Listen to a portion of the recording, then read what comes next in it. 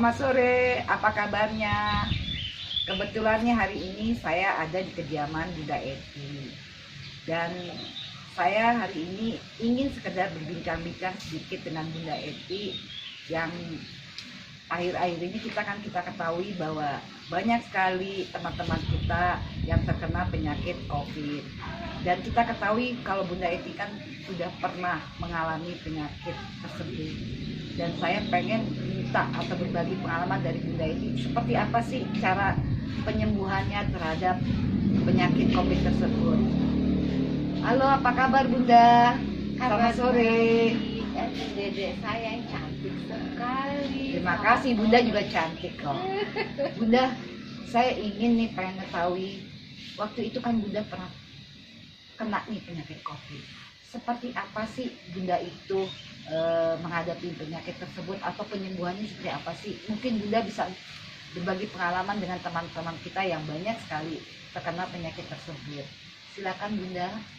Ya, terima kasih Dedek. Pertama terima kasih sudah hadir di kediaman saya. Terima kasih juga kita bisa sharing. Tujuannya adalah agar kita sesama saudara ya, sesama muslim, sesama umat manusia bisa memberikan penjelasan yang terkini tentang COVID. Saya kebetulan bertujuh sekeluarga kena COVID. Oh gitu ya. Alhamdulillah, yang pertama dilakukan adalah menangis. Karena dengan menangis, saya bisa merilis perasaan saya yang rasanya berkecamuk. Mungkin yang pertama kali berkecamuk adalah kalau orang lain merasakannya kena COVID sendiri. Kok nasihat tiba-tiba langsung bertujuh gitu ya. Pertama adalah menangis, kedua langsung mohon ampun kepada Yang Maha Kuasa karena mungkin banyak kesalahan yang saya lakukan. Lalu yang ketiga tentunya menghubungi dokter. Kebetulan adik saya ada yang menjadi dokter, ada sepupu, keluarga. Lalu disarankan kami isolasi mandiri, mempertimbangkan CT scan.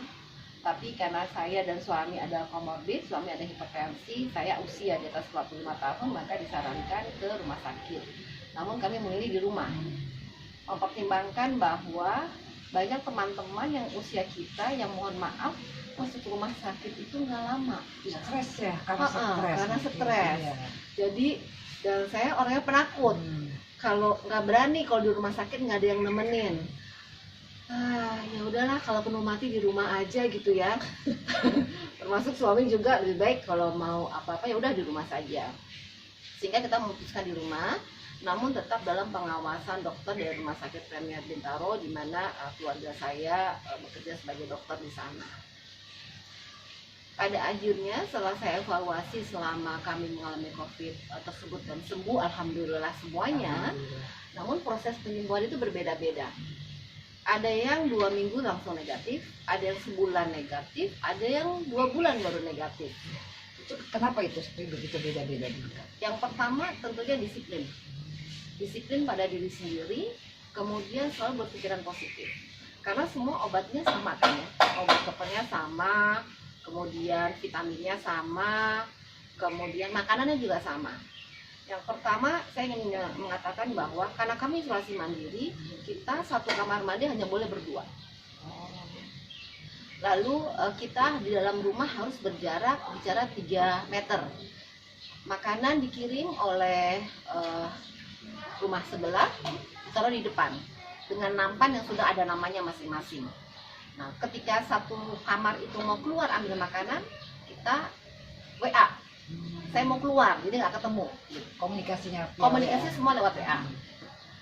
Yang utama tips dari saya adalah gunakan handphone itu sebagai dokter kita. Artinya jam 6 waktunya sarapan. Jam 6, jam 9, jam 12, jam 3, jam 6 sore, dan jam 9 malam. Itu waktunya kita minum obat, sarapan, minum vitamin, beraktivitas pagi ya. Bangun tidur kan jam 6, sarapan dan beraktivitas. Jam 9 minum obat dan berjemur. Jam 12 makan pas sehat 5 sempurna. Tidur siang 1 jam.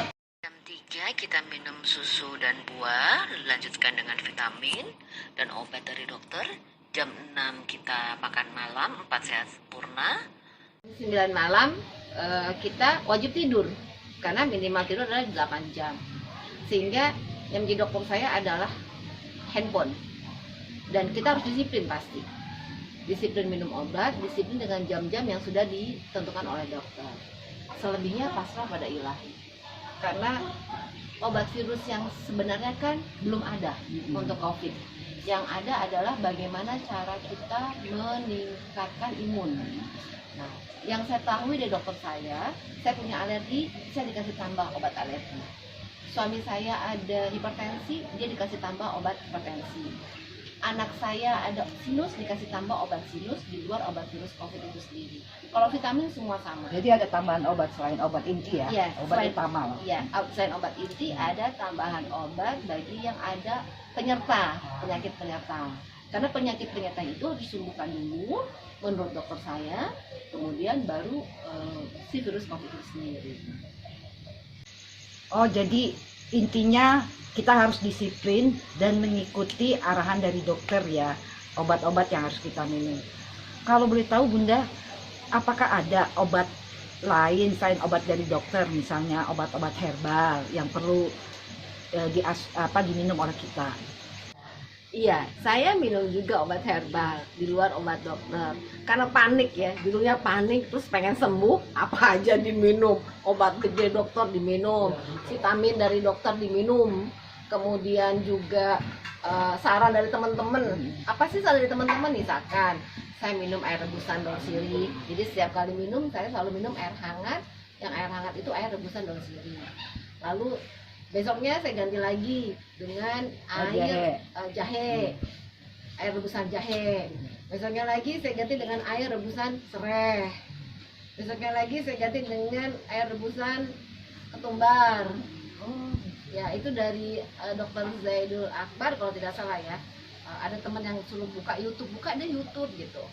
Lalu ada juga saya meneteskan air panas yang hangat ke dalam air panas tuh hangat ya, air hangat ke dalam diteteskan dengan minyak kayu putih.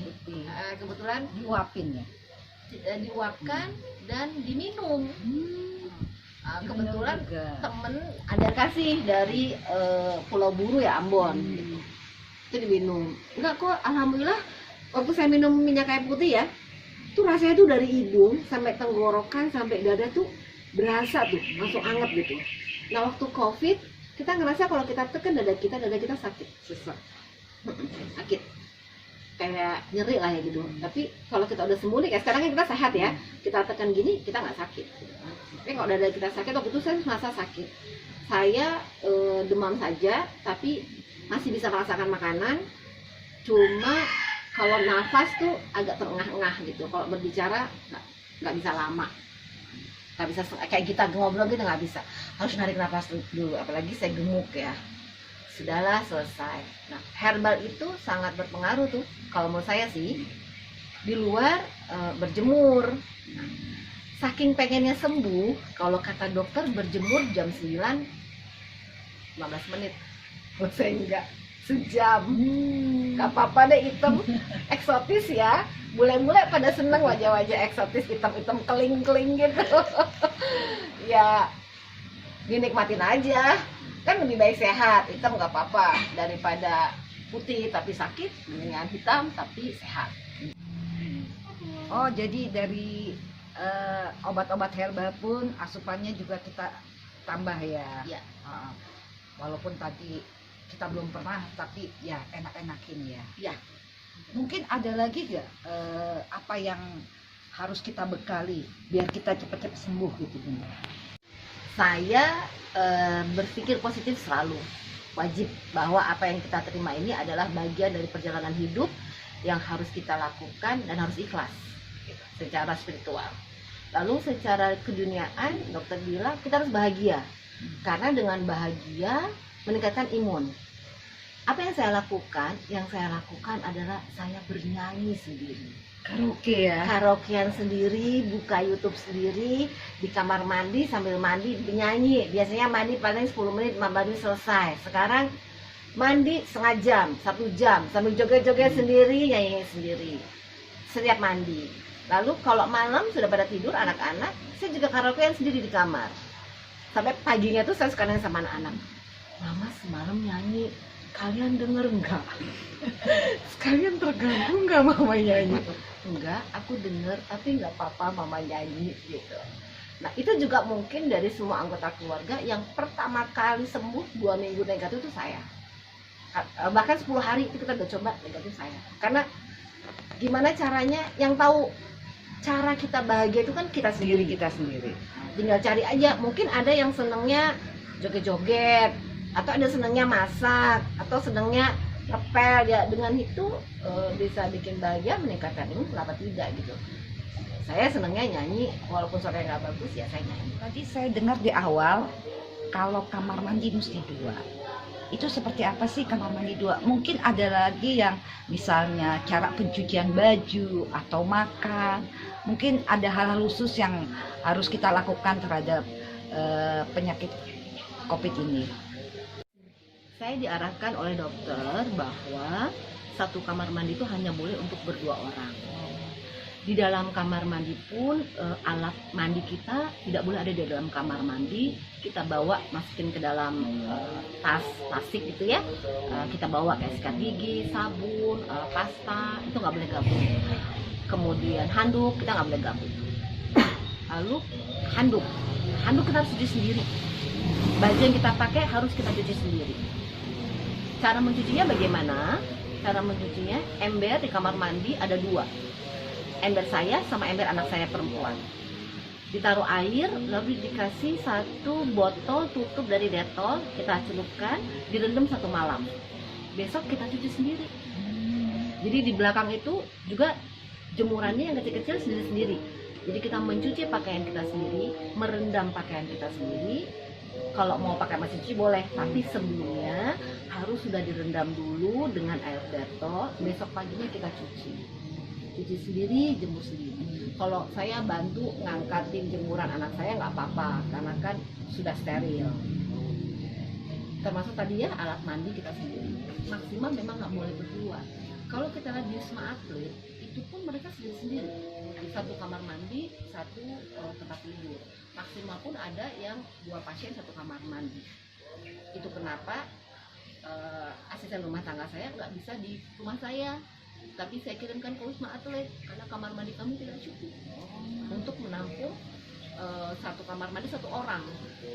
Yang benar 1 kamar mandi 1 orang, 1 kamar mandi 1 orang menurut aturan dokter. Tapi kalau terpaksa 1 kamar mandi boleh untuk berdua orang. Mungkin boleh saya tambahkan kali ya, tentang makanan pun sama.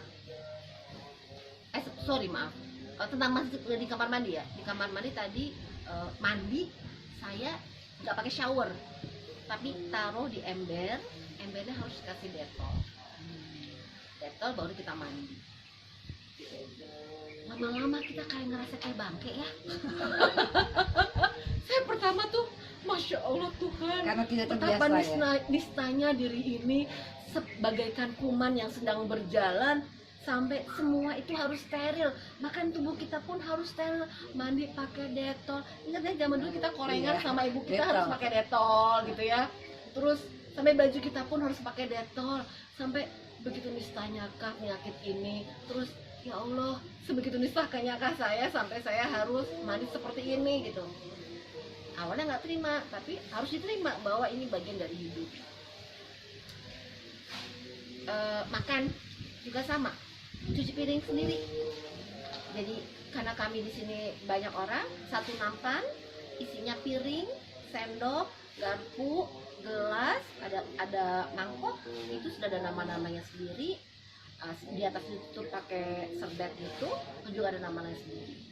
Selesai makan dicuci lagi sendiri, gitu. Pakai air panas. Setelah saya makan ditaruh di depan, panggil anak saya yang paling besar yang dia terbebas dari COVID, dia akan ambil. Nah anak saya waktu ngambil di depan, dia pakai sarung tangan, pakai APD, lengkap. Karena kalau tidak itu banyak sekali saudara kita yang melayani kita atau tetangga kita yang melayani kita, malah tetangganya atau saudara kita yang melayani kita yang kena COVID. Jadi kena ya. Ya, karena lupa pakai sarung tangan, lupa pakai masker, lupa pakai face shield dan APD. Sebaiknya sih pakai APD, kan sekarang banyak APD yang bisa copot sehari ya. Nah, itu anak saya pakai itu, lengkap. Alhamdulillah sampai kami semua sehat, dia juga sehat, alhamdulillah. Tadi kan sempat Bunda mengatakan berjemur. Nah, penyakit COVID ini kan lemah ya. Apakah masih diperlukan untuk beraktivitas olahraga gak sih? Enggak, perlu menurut dokter. Kenapa? Olahraga itu tidak harus kita ke gym, tapi minimal 30 menit. Di awal minggu pertama, karena nafas saya agak tersengal, olahraga yang saya lakukan adalah olahraga di tempat tidur. Apa yang saya lakukan? Mohon maaf, tangan saya begini, digerakkan, kemudian kaki saya naikkan 30 menit. Itu berasa kok. Lalu badan dikembalikan gitu ke kiri, ke kanan. Bisa kok tinggal buka channel YouTube olahraga di atas tempat tidur 30 menit. Itu bisa. Nah, masuk fase ke minggu kedua di mana saturasi saya sudah naik, terus napas juga sudah tidak, ya kita jalan kaki aja di rumah. Jalan kaki pun saya harus gantian sama semua anggota rumah karena isoman ya.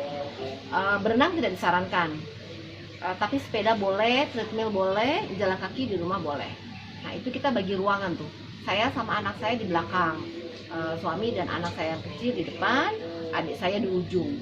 Itu ada space area sendiri-sendiri yang nggak boleh lewatin batas itu. Nah, masing-masing silakan melakukan aktivitas. Tapi aktivitas yang paling mudah dan murah di tempat tidur.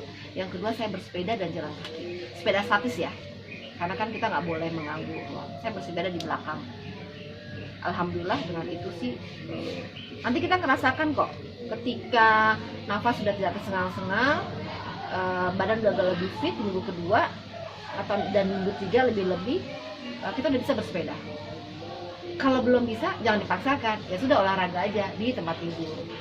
Jari Olahraga kaki ringan ya. olahraga ringan, jari kaki dinaik turunkan gini. Yang penting jari kaki. digerak-gerakin Yes. biar tubuhnya tidak kaku. Tidak kaku, betul. Itu makan wajib habis, harus dipaksa. Saya COVID naik berat badan 5 kilo, nggak apa-apa. Sampai Apa sekarang yang juga penting belum sehat. turun ya. Yang penting sehat. Kan banyak orang yang aduh males makan, mulut kayaknya pahit gitu, nggak enak. Harus dipaksa makan. Mentalnya harus kuat. Saya harus sehat, saya bisa. Makanan ini enak, wajib. Karena 4 sehat 5 sempurna kan ya. harus ada pemikiran rasanya enak. Makanan ini enak, kita makan. Bunda, ini kan sekeluarga Bunda kan kena semuanya. Iya. Ya, anak, suami kena ya. Tadi saya dengar kamar mandi harus 2. Tapi dalam aktivitas olahraga atau apa-apa, kenapa sih harus terpisah-pisah? Bukannya kita berkumpul sama keluarga kan saling makin enjoy nih. Kenapa sih harus seperti itu, Bunda? Menurut arahan dokter, kita itu sesama penderita COVID di rumah pun harus pakai masker, harus pakai face shield. Kemudian kita bertemu sebaiknya diminimalisirkan, jarang bertemu. Kalaupun bertemu harus berjarak minimal 3 meter. Minimal 3 meter kok. Jadi saya sama Dede sekarang kan hanya 1 meter ya. Jadi saya sampai ke sana tuh 3 meter. Sehingga kita harus Jaga jarak juga. jaga jarak juga. Meskipun sama penderita ya. Sama penderita. Jadi sesama penderita tetap harus jaga jarak, tetap harus pakai masker, memberikan semangatnya di grup WhatsApp penderita COVID. Sampai supir, sampai pembantu juga harus baca grup itu. Hari ini makan, jam ini kita minum obat, jam ini berjemur, semua berjemur. Tetap itu berbarengan waktunya. Berbarengan. Ruangannya, tempatnya, lokasi yang berbeda-beda, berjarak. Hanya dibatasi oleh jarak saja. Ya, satu sama lain harus 3 meter. Masker wajib. Tadi kan ada olahraga, sempet kan Bunda tadi bilang nyanyi-nyanyi sendiri nih. Ada gak hiburan lain selain nyanyi-nyanyi? Atau seperti apa sih hiburan untuk anggota keluarga yang lainnya? Ada sih, banyak ya. Kalau dokter saya itu setiap hari selalu mengirimkan video-video lucu. Sekarang banyak TikTok lucu ya. Dia selalu kirim tiap hari 2 atau 3 video. Terus teman-teman dekat, sahabat-sahabat terdekat, mereka juga mengirimkan. Mereka yang tahu, paham bahwa kita butuh kebahagiaan, Biar tambah semangat. biar tambah semangat. Karena dengan kita ketawa, itu kan Imun naik. imun naik. Terus ada juga teman yang kirim, ada spesialisasi kirim video-video lucu, TikTok lucu, YouTube lucu. Bahkan ada spesialisasi, mohon maaf ya, ada yang kirim gambar zaman kita dulu waktu SMA yang kita nggak boleh tonton, Oh, gitu ya. rahasia. Iya, ya 18 plus. Iya. Karena menurut dokter itu juga bisa meningkatkan imun kita.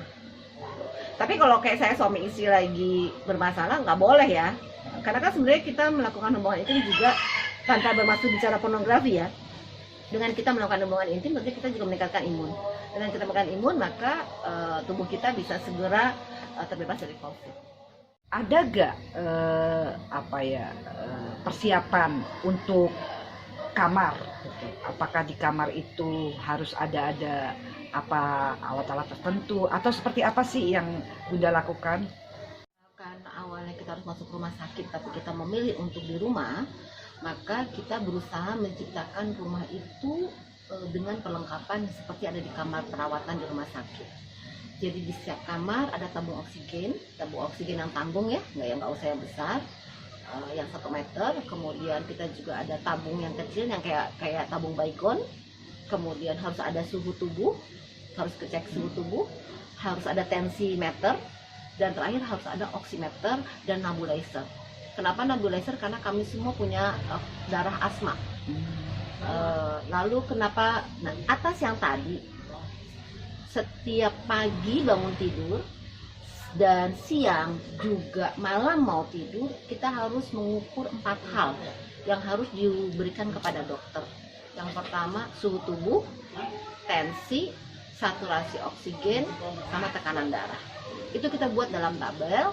Nanti manakala dokter datang ke rumah, itu kita berikan sehingga dokter bisa memonitor. Analisa ya. Iya, per anak atau per individu itu setiap hari, pagi, siang, malam, itu suhu tubuhnya berapa, tensimeternya berapa, saturasi oksigennya berapa. Once ada yang di bawah 95, maka harus segera call dokter. Dokternya kan bisa kita telepon, ke Center of COVID pun kita bisa telepon. Sehingga tahu perkembangannya ya dengan Yes. laporan tersebut. Yang saya dapat itu juga dari Rike, teman sahabat kita. Dia juga bikin tabel sama seperti diarahkan oleh dokter. Saya pun melakukan hal yang sama. Itu sangat membantu. Jadi kalau loh kok nggak 100 saturasi kita, kok nggak 99, oh berarti kita kurang olahraga. Jadi harus pakai catatan khusus ya. Iya, karena kalau nggak dicatat kita lupa kan ya. Karena yang diharapkan adalah saturasi oksigen dalam darah kita, otak kita itu harus 99 sampai 100. Berarti kalau ada yang kurang, kita konsultasi ke dokter. Apa yang harus kita lakukan? Apakah kurang? Berarti kurang oksigen. Cara meningkatkan oksigen bagaimana? Sekarang banyak ya di YouTube. Kita harus sujud, lalu atau sambil ruku kita latihan nafas. Kemudian kita banyak minum air putih. Mungkin juga kita kurang tidur malamnya. Gitu. Karena orang COVID itu jujur ya, saya ngerasain di awal takut tidur. Takut mati. Habis tidur tuh nggak bangun lagi karena banyak orang yang meninggal karena COVID kan. Jadi kalau malam tuh pengennya nggak kepengen tidurnya baru pagi, itu malah nggak boleh. Malam kurang baik ya. nggak baik kata dokter. Istirahatnya kurang. Yes, malam tetap harus tidur bu. Siang melek, pagi melek. Istirahat siang aja 1 jam, terus melek lagi. Kalau ibu malam nggak tidur, malah dia tekanan darah turun, oksigen kurang. Tapi yang saya alami dan saya yakin semua teman-teman yang sudah mengalami COVID, dia pasti mengalami masa di mana mentalnya drop, takut memejamkan mata, jujurnya takut mati karena banyak dosa, takut habis itu nggak melek lagi. Nah, yang menguatkan apa? Zikir, sholat, zikir, baca Quran, tahajud, itulah yang menguatkan mental. Kembali ingat kepada Sang Pencipta. Betul sekali. Alhamdulillah kan kita punya kelompok pengajian ya. Saya alhamdulillah bagian dari kelompok pengajian Islam Madinah, Taufikul Mudin, Al Amin dan sebagainya. Nah teman-teman pengajian itu banyak yang memberikan saya cara untuk kita menenangkan diri. Karena kalau kita berzikir itu kan membuat kita tenang, hati kita lebih rileks, tentunya juga akan meningkatkan imun. Yang saya baca, saya dapat amalan dari pemimpin pengajian Al-Amin Pondok Indah, Kiai Haji Suharli, juga Ustadz yang membimbing saya pada saat umrah dan haji, disampaikan bahwa ada 3 yang kita harus bisa amalkan dimanapun kita berada dalam bentuk aktivitas apapun, yaitu hasbunallah wa ni'mal wakil, ni'mal maula wa ni'man nasir. Lagi lalu hasbunallah wa ni'mal wakil, la haula wala quwata illa billahil aliyil azim. Lalu hasbunallah wa ni'mal wakil, wala haula wala quwata illa billahil aliyil azizil hakim. Dah 3 deh. Ya, Nanti itu kalau yang- saya salah saya share ya di grup ya. Jadi kesimpulannya kalau dari penjelasan kita tadi, kuncinya pertama kita harus bersyukur. Kedua, berpikiran positif. Yang ketiga, ikuti arahan dari dokter. Memang ada yang hal-hal lain, itu intinya untuk hanya menambah lah, istilahnya plusnya ya. Dan sekali lagi terima kasih Bunda atas Sama-sama. waktunya yang bisa berbagi untuk teman-teman kita yang terkena COVID, dan sangat bermanfaat sekali masukan dari Bunda. Terima kasih Bunda, selamat sore. Sama-sama, selamat sore Dede cantik. Oke teman-teman, tadi obrolan ringan dengan Bunda Eti mengenai bagaimana sih cara penanganan COVID biar kita segera sembuh. Dan itu aja teman-teman, mungkin kita di lain waktu kita akan berbincang-bincang lagi tentang topik yang lainnya. Terima kasih, selamat sore.